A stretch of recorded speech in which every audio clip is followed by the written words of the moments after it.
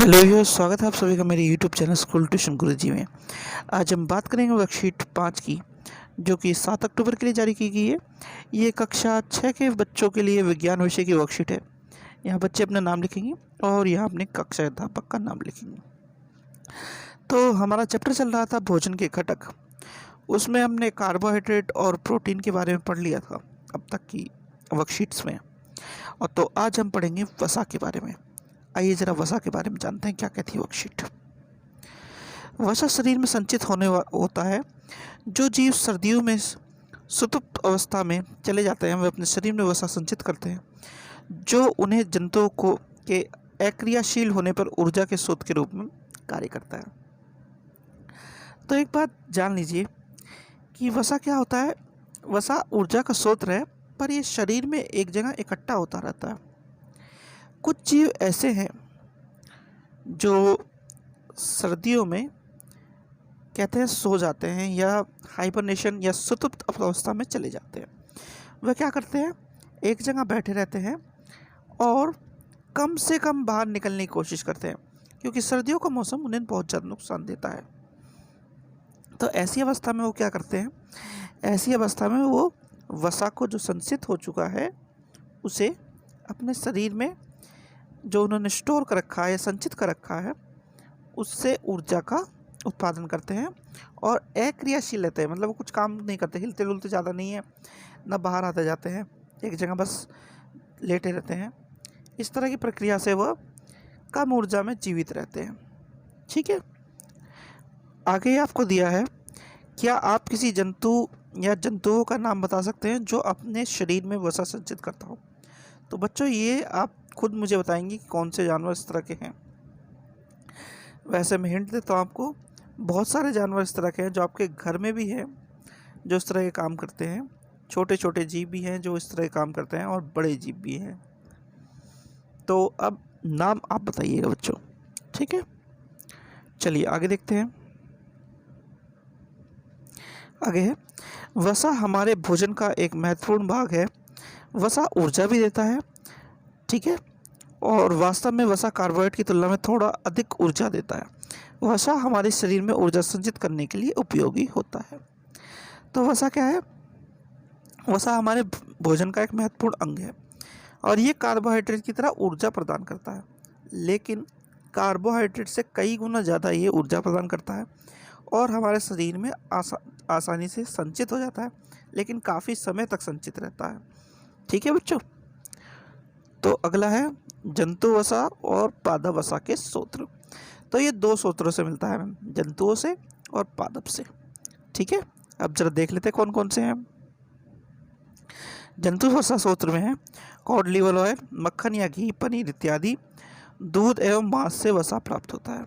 अब देखिए, सबसे पहला तो दूध से या दूध से बनने वाले जितने भी उत्पादन हैं या प्रोडक्ट हैं उनसे वसा मिलेगा। जैसे सीधा सीधा जो उत्पादन है वह है घी, मक्खन, पनीर। और मांस से जो वसा प्राप्त होता है उसमें क्या है, कॉड लिवर ऑयल, जैसे कि जो मछलियों से प्राप्त होने वाला एक तेल है, अंडा है, मांस है। इस तरह की चीज़ों से जो प्राप्त होता है वो किससे प्राप्त होता है, जंतुओं से प्राप्त होने वाला सूत्र है। फिर अगला है पादप वसा के सूत्र। तो पादप वसा के सूत्र बहुत सारे हैं, जैसे कि मूंगफली, सोयाबीन, सूरजमुखी, तिल, नारियल, जैतून और वनस्पति तेल। जो वनस्पति तेल या डालडा जिसे हम बोलते हैं वो भी एक तरह से इसी तरह से प्राप्त होता है बच्चों। ठीक है, चलो तो ये तो बात हुई सूत्रों की। आइए आगे देखते हैं क्या कहता है ये। वसा की उपस्थिति को सामान्य परीक्षण द्वारा जांचा जा सकता है। यानी कि जैसे हमने पिछली वर्कशीट में जाना था कि किसी चीज़ की उपस्थिति को किसी खाद्य पदार्थ में कैसे जान सकते हैं, वैसे ही वसा की उपस्थिति को भी हम जान सकते हैं किसी खाद्य पदार्थ में। तो आइए ये क्या है, क्रियाकलाप वसा का परीक्षण। खाने की चीज़ों में वसा की उपस्थिति का परीक्षण। थोड़ा तेल लीजिए और उसे कागज़ पर रगड़िए। कागज़ तेलीय और पारभासी हो जाता है, यानी कि हम कागज़ के आर पार देख सकते हैं। तो ये क्या हुआ, ये वसा का परीक्षण हुआ। अच्छा, ये तो तेल से बताया है।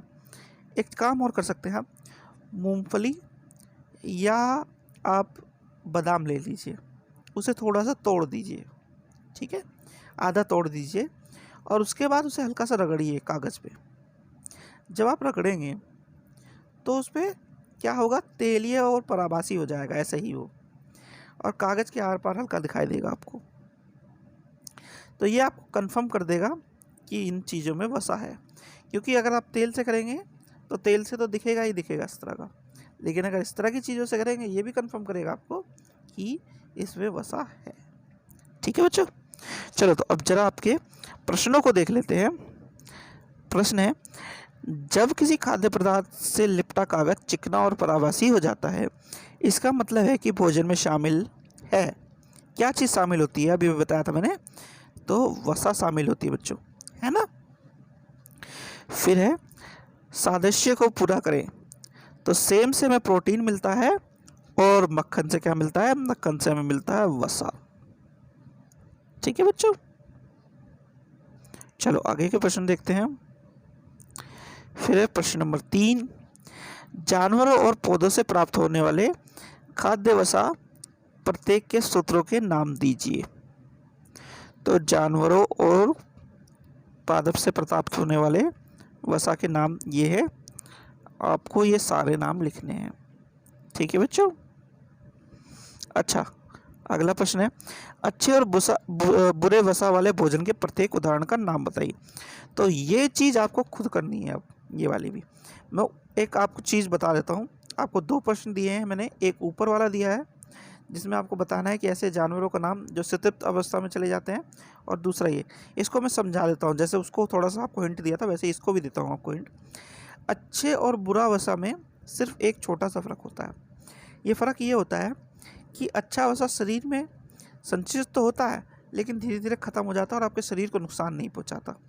लेकिन जो बुरा वसा है वो संचित ही होता रहता है और काफ़ी समय बाद ख़त्म होता है। दूसरी बात, वो आपके शरीर में बीमारियों को कर देता है, जैसे हृदय रोग हो गया, मधुमेह रोग हो गया, इस तरह के रोगों को बढ़ावा देता है। ठीक है, तो ये मुख्य अंतर है अच्छे वसा में और बुरे वसा में। तब इसके उदाहरण आपको देने हैं, कौन से भोजन से इस तरह की चीज़ें होती हैं और कौन से नहीं होती हैं। एक उदाहरण मैं आपको दे देता हूँ कि अच्छे और बुरे वसा में एक सबसे पहला फ़र्क होता है तेल का। तेल का बहुत लोग उदाहरण देते हैं, जो आपका खाने वाला तेल है उसका उदाहरण देते हैं। अब कौन सा तेल इस तरह का, कौन सा नहीं, ये आप बताइएगा बच्चों। ठीक है, ये मैंने आपको हिंट दे दिया और एक उदाहरण दे दिया। अगला है, वसा हमें कार्बोहाइड्रेट से अधिक ऊर्जा प्रदान करता है। तो ये बात सही है, ये हमें कार्बोहाइड्रेट से अधिक ऊर्जा प्रदान करता है। ठीक है, तो ये आपकी वर्कशीट और वीडियो होगी कंप्लीट। आशा करता हूँ आपको वीडियो अच्छी लगी होगी। अगर वीडियो अच्छी लगी हो तो चैनल को सब्सक्राइब करें, वीडियो को लाइक करें, शेयर करें। Thank you.